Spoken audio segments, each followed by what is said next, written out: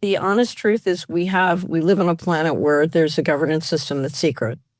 So we don't know the accurate answer. I couldn't walk into a court of law and testify as to how the system works.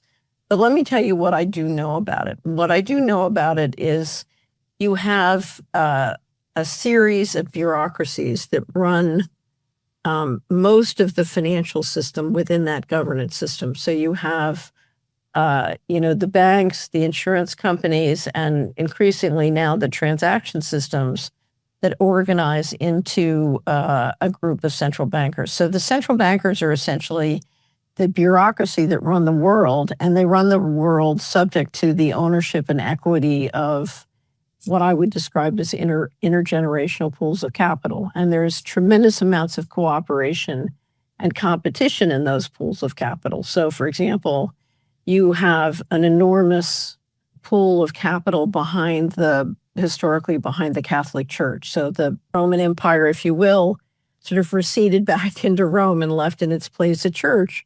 And that church had groups in it that had diplomatic immunity and were exempt from taxes.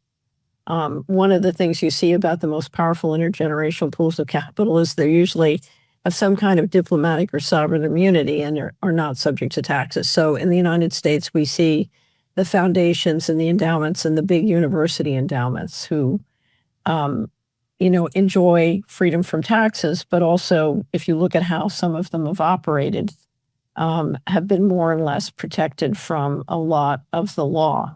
So after World War II, we created a whole series of bureaucracy globally, the World Bank, the IMF, and the Bank of International Settlements, which actually was before World War II, that all have sovereign immunity. So what you've done is you've created a series of bureaucracies around the planet that are free of taxes and free of the laws as we know them.